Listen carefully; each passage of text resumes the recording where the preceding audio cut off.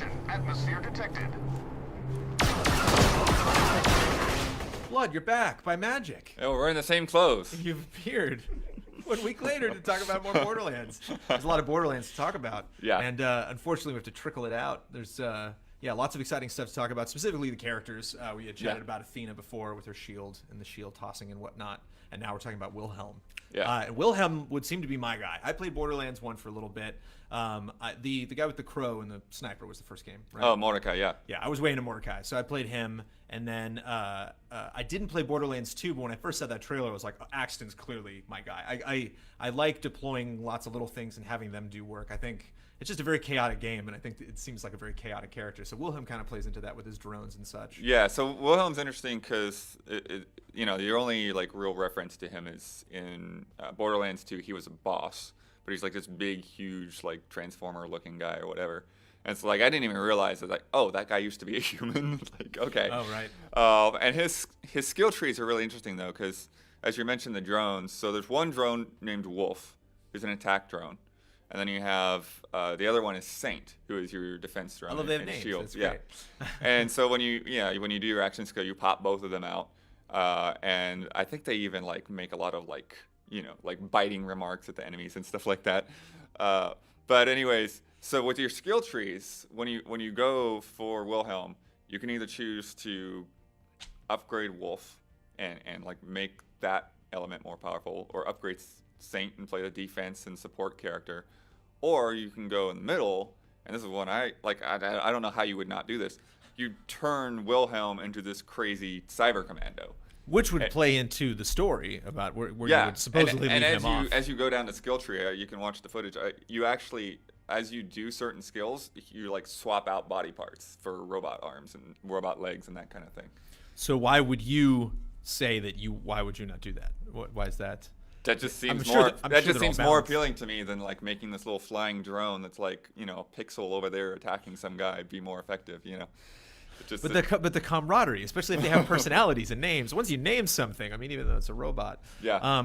Okay. So what did you put points into that? Was that the thing you chose for your? The thing I chose was to go down the cyber commando route. So one of the things that he can do is when his arm is upgraded, he has this extendo melee punch. So he gets more power and more range on his melee attack.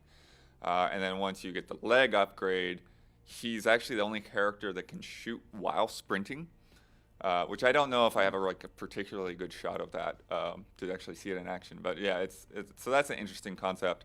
And then the other thing is that when he gets this mounted cannon on his back. So when his shields go down, you have this extra bit of firepower to just mop up guys while you're weak. And in this area, the area that I played Wilhelm in was the same area that we kind of saw from the first reveal, where there's a big canyon you hop across, and then there's a base of guys. But it allowed me to kind of see some of the stuff. There's these natural oxygen vents where the oxygen is just flowing out of the ground.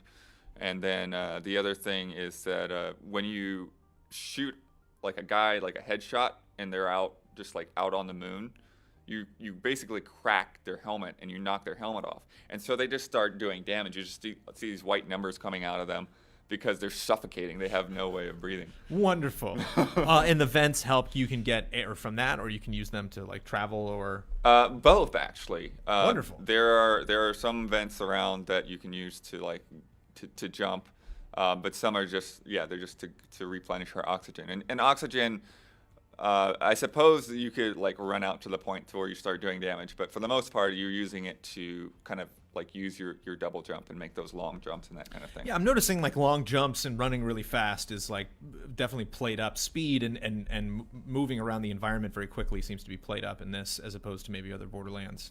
Yeah, there's a lot more vertical that was level my question, design. Yeah.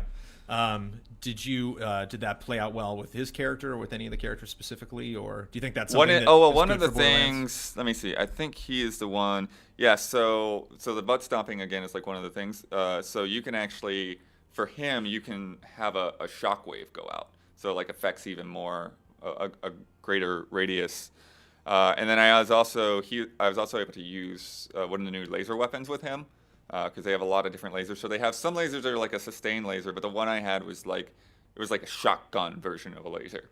So it's like just shoots out like a whole bunch of green laser beams, quick bursts, and that was pretty effective. I mean, they kind of know how to make their games seem more fun because in a preview build, because like, oh, we'll just give them a bunch of legendary weapons. And so that's one of the things I was like, oh, what is this thing? This is awesome, But I'm probably, when you start the game, you'll probably get some stupid pea shooter to have to shoot guys with for a long time. What was Wilhelm in a different environment from the other characters? Was he more focused on? Yeah, well, so when I did Athena, it was kind of a building, and Wilhelm, like I said, it was that kind of open area. So there's a little bit of open space, just like moon surface, and then yeah, it was kind of like the exterior of a base, and just shooting a bunch of dudes up in there. The thing about these preview builds is, when you're playing the game, you're really invested in the character, right? And like you're wanting to like go around and look at all the loot boxes. But when I've got like 15 minutes to play this guy, it's like, screw the treasure chests, screw being cautious, just kill everything I can, even if it means that like I get knocked down a bunch of times. And is Wilhelm a good character to kill people? Yeah, very quickly? I mean, like I said, like doing the butt stomps, getting there with the melee, and then having that extra cannon when your shield goes down. Yeah, it's kind of he feels like more of a force to be reckoned with. Do we get butt stomp from Mario? Is that where that came from? Because Mario actually uses his butt to stomp things, where I'm sure they're mostly feet first, these characters. Yeah, I don't even think that's what they're called. I think they call it slam, but I just call it butt stomps, so whatever. Can Wilhelm change out his butt so that his stomp is greater? No, not that I know Bender, of. like you can kiss his shiny metal ass. No? That's too bad. So we have one more character that we will talk about next week. Can't talk about him now? Okay, we'll talk about it next week. Yeah. Well, the thing that, Athena and Wilhelm, we've gotten to play before at E3. This next character will be the first time that we've gotten to play with. I can't wait.